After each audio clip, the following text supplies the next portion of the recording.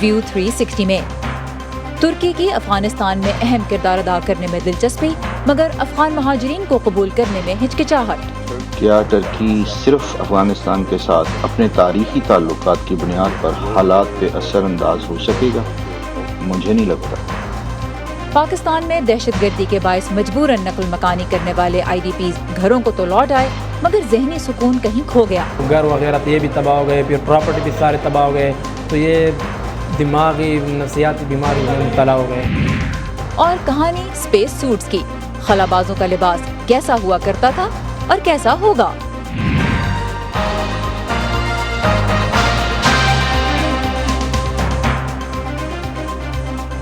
View 360 में आप सबको खुशामदीद। वॉइस ऑफ अमेरिका के वाशिंगटन स्टूडियो से मैं हूं सारा जमान। अफगानिस्तान की बदलती सूरत हाल में तुर्की अपनी क्या पोजीशन बना रहा है, आज सबसे पहले उसी पर बात करेंगे। 4 दहाइयों से अफगानिस्तान की सूरत हाल का असर सिर्फ उसकी सरहदों तक महदूद नहीं रहा, बल्कि कई दूसरे मुल्कों तक फैला है। तुर्की इन हालात में अपना सियासी किरदार अदा करने में खासा सरगर्म नजर आ रहा है, मगर जब बात आती है अफगान पनाहगज़ीनों की नई लहर का सामना करने की, तो तुर्की का जवाब है ये दीवार, जो ईरान के रास्ते गैर कानूनी तौर पर दाखिल होने वाले पनाह के मुतलाशियों को रोकने के लिए तामीर की जा रही है। इस इलाके में पहले ही कई गुमनाम अफराद की कब्रें भी हैं जो सरहद अबूर करने की कोशिश में जान से गए। सरहद पर दूरबीनों और असलहे से लैस तुर्क कमांडोज पहरा दे रहे हैं। तुर्की और ईरान के दरमियान 534 किलोमीटर तवील बॉर्डर है, जिस पर 234 किलोमीटर लंबी और 3 मीटर ऊंची दीवार तुर्की बना रहा है, और जिन मकामात पर अब तक दीवार नहीं खड़ी हुई वहाँ खारदार तार लगे हैं। वॉइस ऑफ अमेरिका की नामा निगार ने तुर्क ईरान सरहद के करीब कुछ अफगान नौजवानों से बात की, जो तुर्की में दाखिल होने के बाद भी इंतहाई सहमे हुए हैं, क्योंकि वो पीछे जा नहीं सकते, मगर आगे बढ़ना भी उनके लिए ख़तरे से खाली नहीं। भूख, जख्मों और खौफ के शिकार इन नौजवानों ने वॉइस ऑफ अमेरिका को क्या बताया, पेश है हैदर मर्डॉक की रिपोर्ट में असदुल्ला खालिद की ज़ुबानी। इन लड़कों और नौजवानों में से बेशतर तालिबान की आमद के साथ हफ्तों पहले अफगानिस्तान से भाग निकले थे। तुर्की पहुंचने के लिए इनमें से बहुत सौ ने पैदल चलकर ईरान को अबूर किया और खारदार तारों और खंदकों से गुजरे। सहाफ़ियों को देखकर इनमें से कुछ लोग भाग जाते हैं। वो डरते हैं कि शायद हम पुलिस वाले हैं जो या तो उन्हें गिरफ्तार कर लेंगे या फिर सरहद पार ईरान भेज देंगे। मेरे दोस्त ने मुझे फ़ोन किया और कहा तुर्की पहुंच जाने के बाद हमें पुलिस ने गिरफ्तार कर लिया, मारा पीटा और हमें ईरान वापस भेज दिया। जब लोग मुझे अफगानिस्तान से फ़ोन करते हैं तो मैं कहता हूँ इस तरह आने की कोशिश मत करो, ये बहुत मुश्किल और ख़तरनाक है। तुर्की ईरान के साथ सरहद पर बनाई जाने वाली 3 मीटर ऊंची दीवार को बढ़ा रहा है।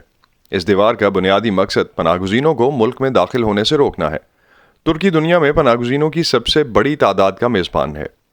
यहाँ 40 लाख से ज़ायद मुहाजिरीन और सियासी पनाह के मुतलाशी अफराद रह रहे हैं।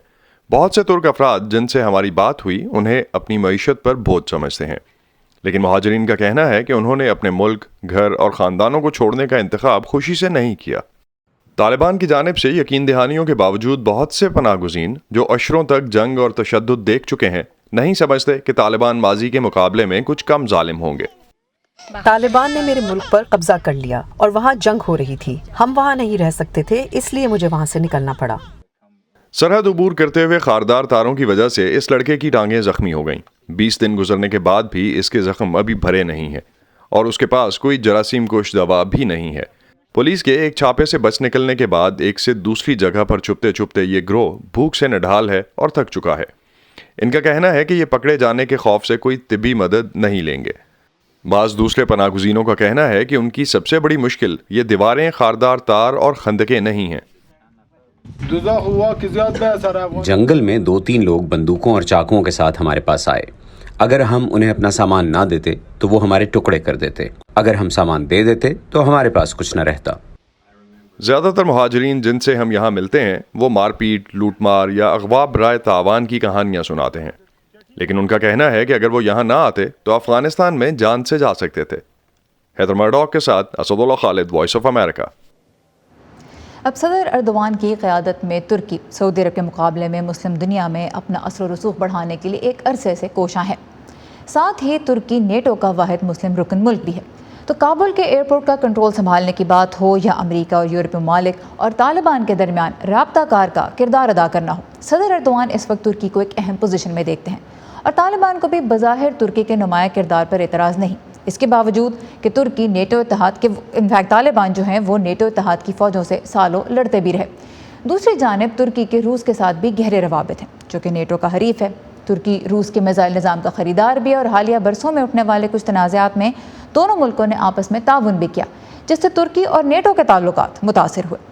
صدر اردوان افغانستان کے بحران میں اپنے ملک کے لیے جو مواقع ڈھونڈ رہے ہیں انہیں حاصل کرنا کس حد تک ممکن ہوگا، یہی سوال رکھا وائس آف امریکہ نے کچھ ماہرین کے سامنے۔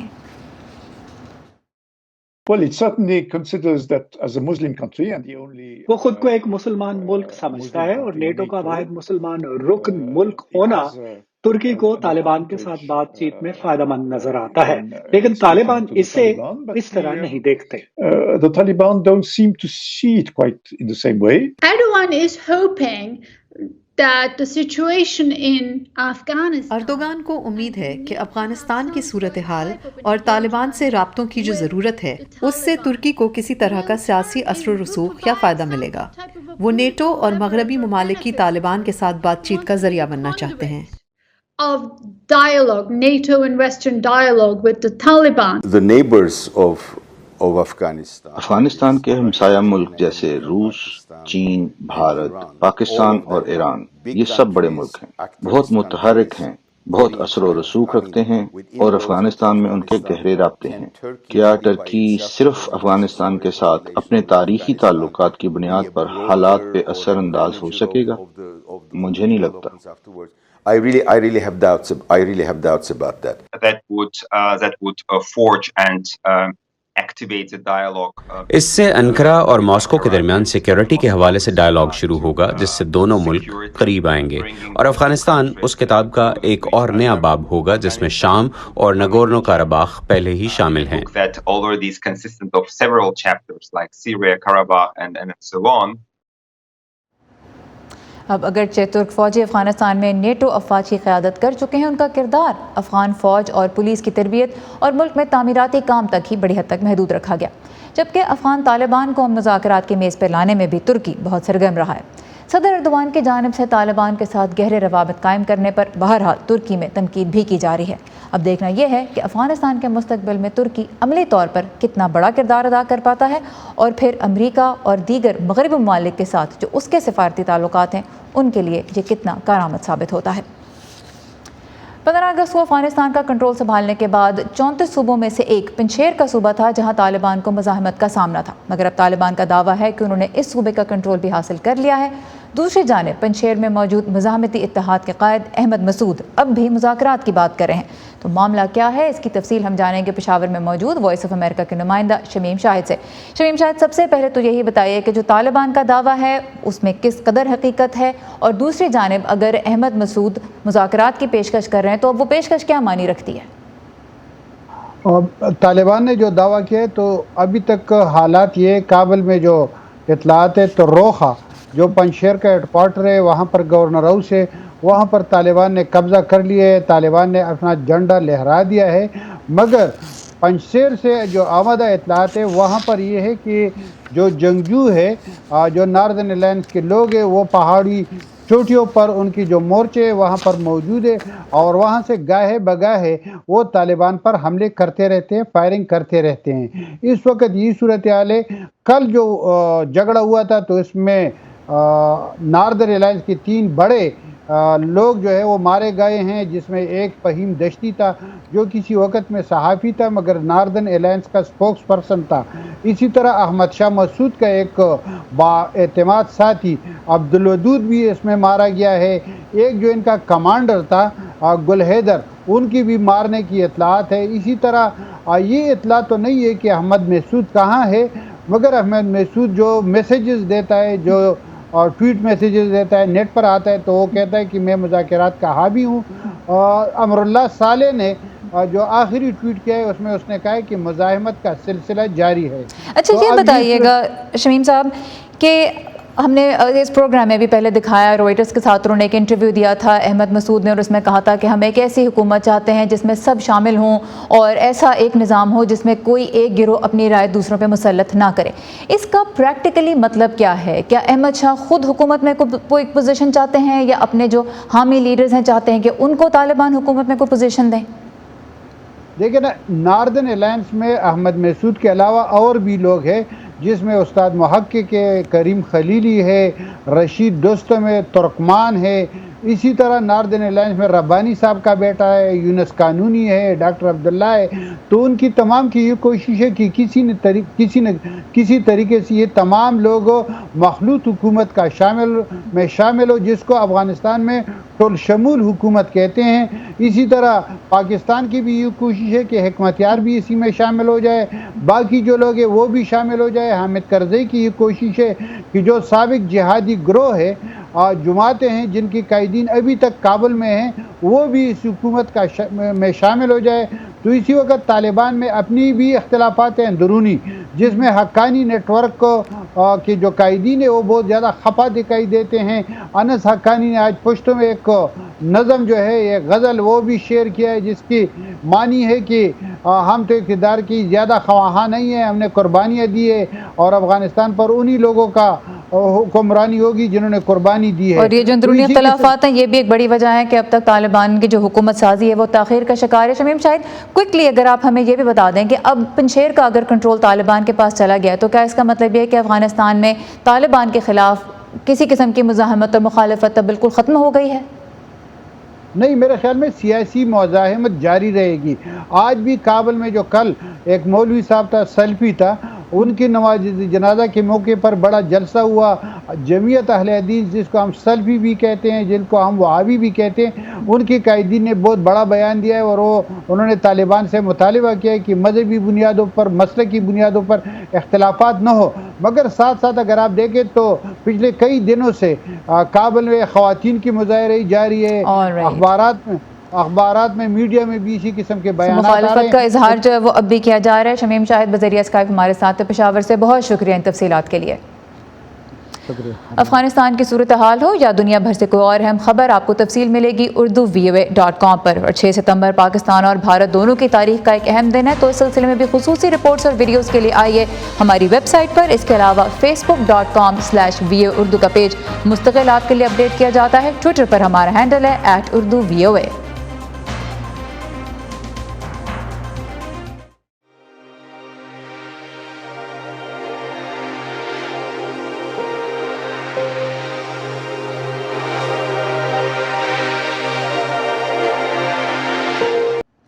گیارہ ستمبر 2001 کے حملوں کے بعد دہشت گردی کے خلاف جو جنگ شروع ہوئی، اس میں پاکستان نے بھی بھاری نقصان اٹھایا. پاکستانی فوج نے ملک میں دہشت گردی کی روک تھام کے لیے سابق قبائلی علاقوں میں کئی آپریشن کیے، جن کی وجہ سے لاکھوں افراد کو اپنے آبائی علاقے چھوڑنے پڑے.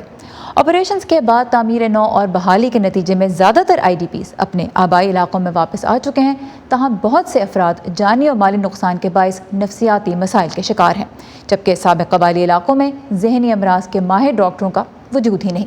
تفصیل ڈیرہ اسماعیل خان سے نظر الاسلام کی اس رپورٹ میں. حافظ محمد موسیٰ کا تعلق جنوبی وزیرستان سے ہے. وہ اپنے ایک قریبی عزیز کو ماہر نفسیات کی مدد دلانے ڈیرہ اسماعیل خان لائے ہیں.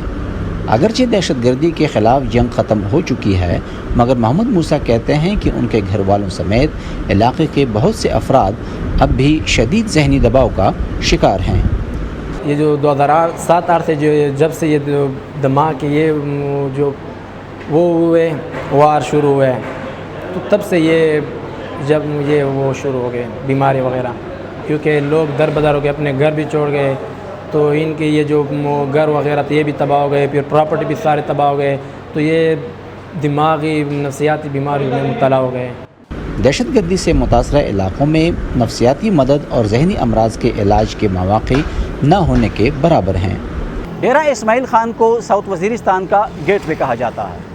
دہشت گردی کے خلاف جنگ کے باعث ہزاروں کی تعداد میں مقامی افراد ڈیرہ اسماعیل خان اور ٹانک منتقل ہوئے. ان کا کہنا ہے کہ اس جنگ کی وجہ سے نہ صرف انہیں اپنا علاقہ چھوڑنا پڑا، بلکہ نفسیاتی اور ذہنی بیماریوں کے شکار بھی ہوئے. قبائلی اضلاع میں آج زندگی بڑی حد تک معمول کی جانب لوٹ چکی ہے، مگر صحت کی سہولتوں کی شدید کمی ہے.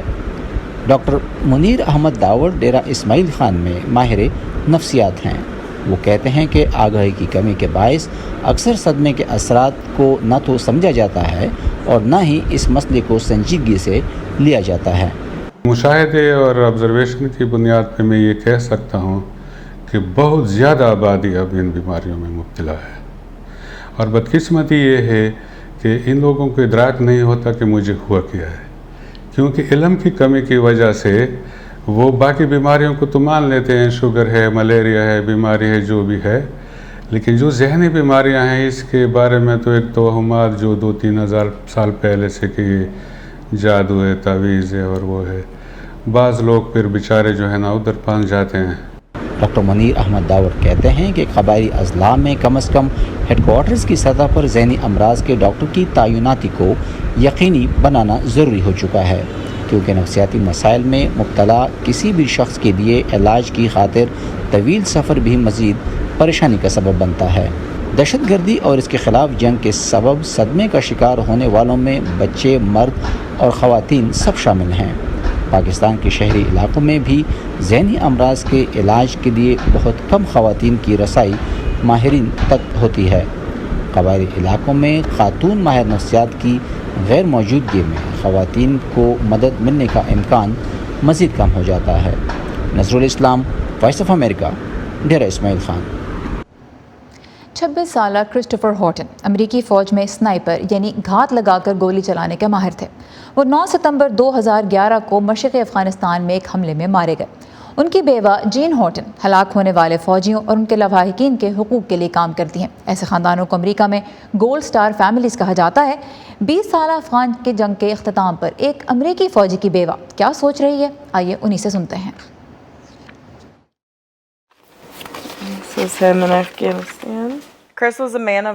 کرس ایک باوقار انسان تھے۔ جب میں موجودہ حالات میں ان کے بارے میں سوچتی ہوں تو مجھے ہر اس چیز کا خیال آتا ہے جس کی وہ پاسداری کرتے تھے، اور یہ کہ وہ اس ملک سے کتنا پیار کرتے تھے۔ ہم نے کبھی نہیں سوچا تھا کہ ان کے ساتھ کچھ ہو سکتا ہے، اور جب میں یہ بار بار سنتی ہوں کہ افغانستان میں 2400 امریکی فوجیوں نے جانیں دیں تو حیرت سے سوچتی ہوں کہ میرے شوہر بھی افغانستان میں جان دینے والے ان افراد میں سے ایک تھے۔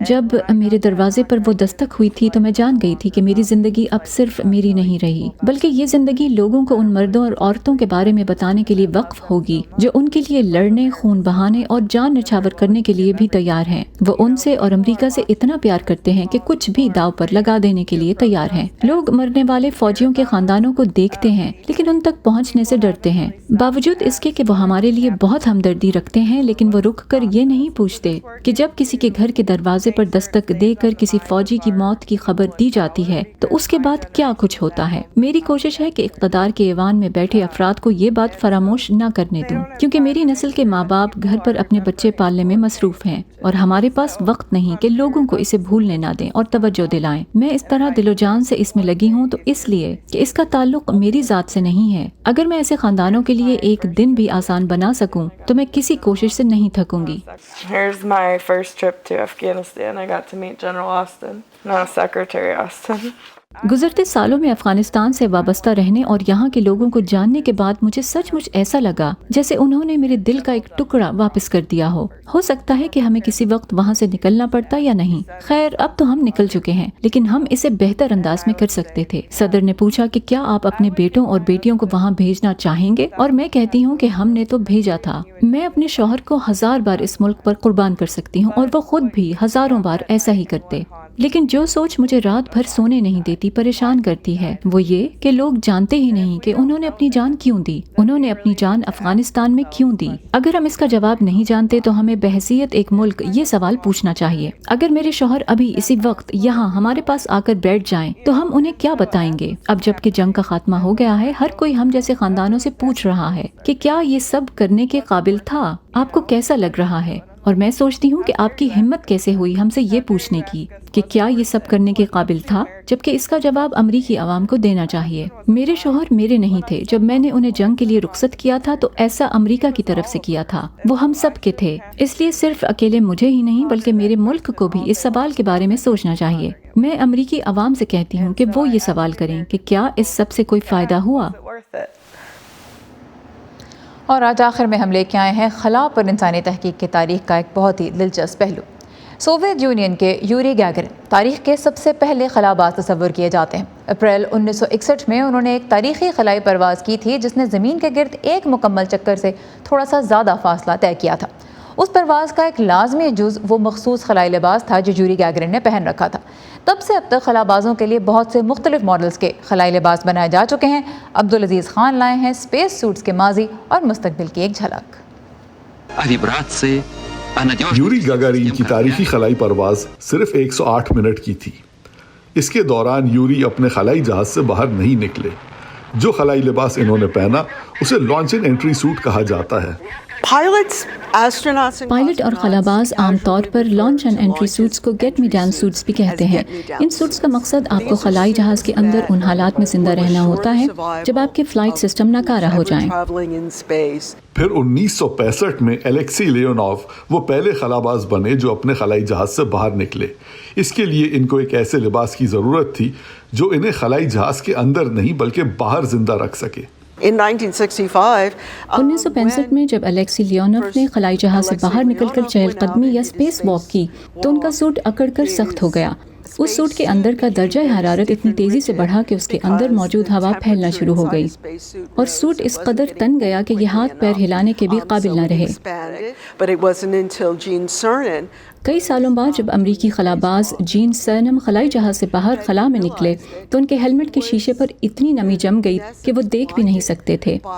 اگر ان کے پائلٹ تھامس اسٹیفرڈ نے ان کی مدد نہ کی ہوتی تو وہ اپنے خلائی جہاز میں واپس بھی نہ آ پاتے۔ وہ تمام خلاباز جو اپنے خلائی جہازوں سے باہر قدم رکھتے تھے ہمیشہ ایک موٹے تار کے ساتھ اپنے خلائی جہاز سے لٹک رہے ہوتے تھے۔ اپولو پروگرام کے لیے تاریخ کا وہ سب سے پہلا خلائی لباس بنایا گیا جس کا لائف سپورٹ سسٹم اس کے اندر ہی موجود تھا اور اس کو خلائی جہاز کے ساتھ ٹیدر لائن یا تاروں سے منسلک کرنے کی ضرورت نہ تھی۔ نیل آرمسٹرانگ کے خلائی لباس میں ان کے بوٹس پر خاص طور پر توجہ دی گئی تھی کیونکہ اسے خلا میں اڑنے کے لیے نہیں بلکہ چاند کی سطح پر قدم رکھنے کے لیے بنایا گیا تھا۔ سطح پر چلنے کے لیے یہ ضروری تھا کہ خلاباز جھک کر اپنے پیروں کو دیکھ سکے۔ ایک پائلٹ کے ہیلمٹ کے سامنے لگا ہوا شیشہ دائیں اور بائیں جانب دیکھنے کے لیے ہوتا ہے، نیچے دیکھنے کے لیے نہیں۔ اس سے کام نہیں چل رہا تھا۔